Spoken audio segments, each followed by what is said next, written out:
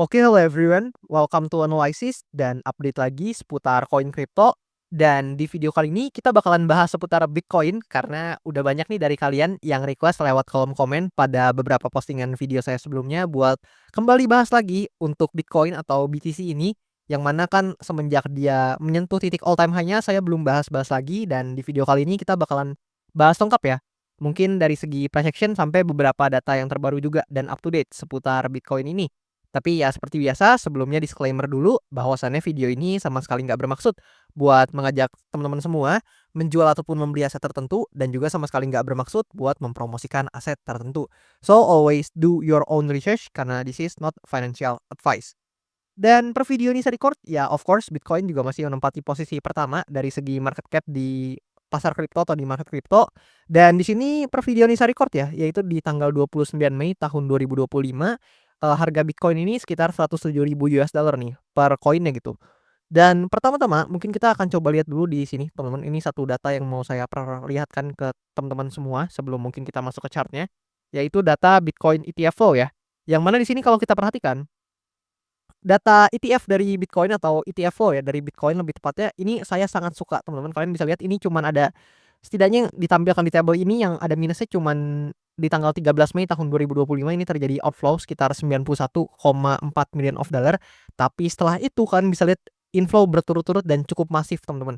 Dan ya kalian bisa lihat ya, untuk inflow-nya ini bukan jumlah uang yang kecil teman-teman. Kalian bisa lihat sendiri berapa banyak info yang masuk ke ETF-nya Bitcoin ini, yang mengartikan juga ya minat para pelaku pasar untuk Bitcoin ini sepertinya memang sudah meningkat gitu ya teman-teman. Dan kalian bisa cek sendiri datanya di sini, dan kemudian kalau kita coba cek dari segi price action-nya, ya wajar ya teman-teman ya, Bitcoin ini mengalami kenaikan yang cukup signifikan, yang mana dari bottom-nya nih di sekitaran 76.000-75.000 ya, sekitar segitu. Ya kalau kita ukur ke atas ya lebih kurang ya, ke harga saat ini udah naik 40-an%, dan kalau kita ukur ke all time high-nya nih ya sekitaran sini lah ya, dia udah mengalami kenaikan sekitar 49 hampir 50% ya, sekitaran segitulah teman-teman, mengalami penguatan yang cukup signifikan gitu memang.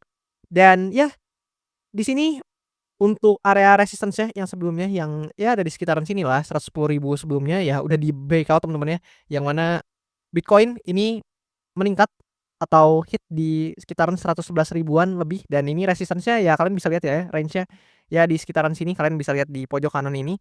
Dan ya tentu di sini kita bisa ganti aja buat areanya dari yang sebelumnya resistance atau area supply menjadi area support atau demand area. Nah, lebih kurang seperti ini. Yang mana ini dia di kisaran harga saat ini ya untuk, areanya atau important areanya, yang mana sebelum-sebelumnya kan memang di-hit beberapa kali nih ya, kalian bisa lihat sendiri di sekitar 107.000 ini memang udah di-hit berkali-kali. Dan memang ya, ada potensi, tentu ada, skenario yang paling umum untuk terjadi, atau setidaknya ini yang saya perhatikan atau dari POV saya, tapi ya mungkin aja keliru, tapi setidaknya ini yang saya amati. So teman-teman juga harus banget analisa mandiri, gimana ada potensi ya Bitcoin ini ya kayak gini teman-teman, yang mana dia testing dulu ke area penting atau lebih tepatnya ke area resistance yang udah berubah jadi area support. Dan di sini seperti yang kalian umum temui atau wajib jumpai untuk pergerakannya, di mana dia ketika breakout dari important area pentingnya, ya dia menguji dulu area demand yang sebelumnya adalah area resistance dan baru melanjutkan kenaikannya. Dan ya itu pergerakan yang cukup klasik dan banyak dijumpai, yang mana kan ini sebelumnya adalah resistance nih, kalian bisa lihat di sini, dan sekarang udah berubah atau become support nih, udah berubah jadi area support. Dan ya jika Bitcoin ya berhasil, atau selama Bitcoin masih berhasil mempertahankan demand areanya yang ada di sini dan nggak breakdown ya teman-teman, ya let's say dia nggak breakdown dari di bawah 105.000 lah ya, ya ada potensi ya justru buat Bitcoin ini mengalami kenaikan atau rally lanjutan kembali, dan bisa aja create titik, all time high barunya kembali gitu. Dan buat teman-teman yang tanya mungkin, "Bang, kira-kira target yang realistis buat Bitcoin itu berapa sih?" Ya kalau kita coba ya teman-teman, di sini kita gunakan tools Fibonacci. Let's say kita coba tarik dari sini ke bawah. Nah, lebih kurang seperti ini, tapi kita coba untuk sedikit, presisikan mungkin ya. Nah, lebih kurang mungkin seperti ini teman-teman. Nah, kayak gini lah ya lebih kurang.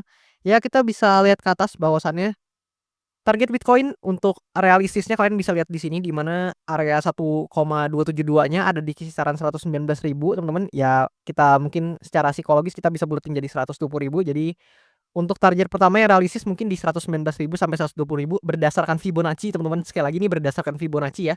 Dan di sini untuk golden ratio-nya di 1,618-nya ya mungkin kita juga bisa mungkin nih buletin sedikit jadi sekitar 130.000 sampai 131.000 teman-teman, lebih kurang seperti itu. Dan itu adalah target yang ya mungkin cukup realistis dan bisa teman-teman perhatikan, yang mana ini kalian juga bisa ukur sendiri dengan tools Fibonacci kalian. Dan ya, untuk angka-angka pentingnya atau rasio-rasio pentingnya ini menunjukkan, hal-hal berikut itu atau hal-hal demikian ya, yang bisa kalian perhatikan juga di sini. Dan kalau kita hapus, yang mana tadi kan itu adalah probabilitas atau skenario yang pertama, which is memang skenario yang cukup bullish ya, ditambah juga dengan kalau kita perhatikan nih, penurunan Bitcoin kan kalau dari topnya ya, kita coba ukur ke bawah ya, let's say ke harga sekarang lah ya, kalian bisa lihat sendiri sekitar 4%-an turunnya. Tapi dengan penurunan 4% itu, kita bisa perhatikan yang menarik di sini. Nah, kalian bisa perhatikan stochastic RSI-nya udah masuk ke area oversold teman-teman, bahkan karena penurunan sedikit ini udah masuk ke oversold gitu. So, jika memang secara stochastic RSI ini bisa climbing up lagi, bisa mengalami kenaikan lagi, ya justru ada potensi ya buat price action-nya juga mengikuti gitu teman-teman. So, di sini memang, eee, dalam jangka waktu dekat hingga menengah, bahkan jangka waktu panjangnya ya apalagi ya teman-teman, ini jujur saya sendiri masih melihat Bitcoin ini cukup bullish teman-teman, yang mana ya kalian tahu ya, dia juga di sini ketika memang mengalami penurunan, ketika dia naik dia juga udah merubah lagi struktur pasarnya, yang mana dalam jangka waktu dekat hingga menengahnya dia udah berubah lagi jadi bullish. Tapi ya kalau kita tahu, sama-sama tahu bahkan jangka waktu panjangnya ya Bitcoin selalu mengalami kenaikan gitu by historical data ya. Dan di sini kalau kita perhatikan juga buat Bitcoin, ya let's say, tadi kan adalah skenario yang cukup bullish ya.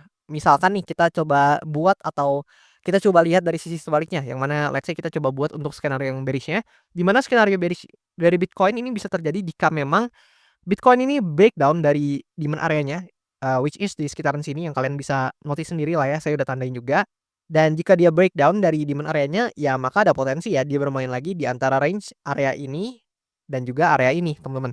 Tapi ya untuk balik lagi ke sini ya, I think ini nggak terlalu mudah atau cukup sulit teman-teman, yang justru mungkin cukup realistis buat dituju justru adalah di sekitaran sini.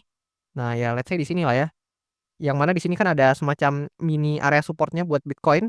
Nah kayak gini. Yang sebelumnya juga menahan beberapa kali nih pergerakannya. So, memang area ini realistis buat di-hit oleh Bitcoin dan juga masih ada, area psikologis ya, mungkin di sekitar 100.000 US dollar itu juga bisa menjadi area psikologis buat Bitcoin karena kan memang sudah ditembus ya.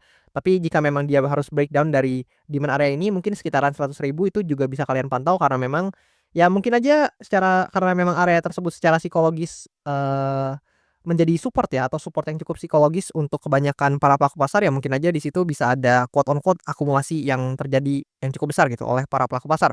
Tapi sekali lagi itu cuman by technical atau, apa yang bisa kita lihat di chart, yang mana ya kalian kalian bisa lihat lah ya, tadi juga udah saya tandai sekitaran sini untuk area support minornya. Tapi dari sudut pandang saya pribadi, Bitcoin dengan ETF flow yang juga tadi saya sudah tunjukkan ke teman-teman dan juga dengan, penguatannya yang baru-baru ini juga terjadi, dia udah juga, break all time high sebelumnya dan create yang namanya fase price discovery.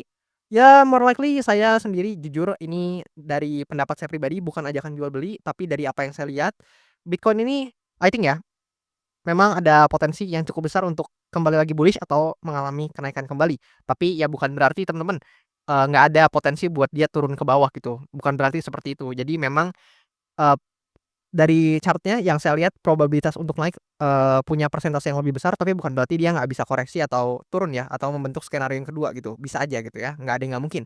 Dan di sini kalau kita perhatikan buat beberapa data mungkin seputar Bitcoin ya, yang mungkin kita bisa coba intip dan perhatikan, let's say data dari sini.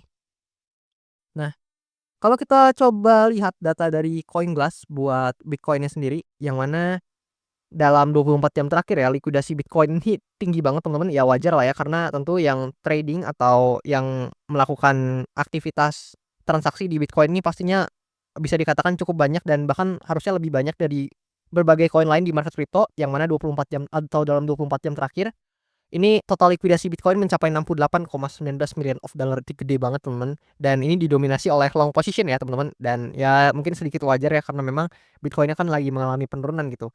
Dan volume meningkat sekitar 4%, namun memang open interest menurun sekitar 1%-an gitu. Kemudian di sini ada hal yang juga menarik, di mana kalau kita perhatikan chart dari BTC.D ya, atau Bitcoin Dominance, ya di sini kalian bisa lihat ya, Bitcoin meskipun memang dalam, beberapa waktu dekat mengalami penurunan, sebenarnya Bitcoin dominance-nya ya memang sempat turun teman-teman, sempat drop ya sekitaran di sini kalau kita ukur ke bawah sekitaran 4%-an teman-teman, atau 5%-an lah ya bahkan ya kalau kita total-total.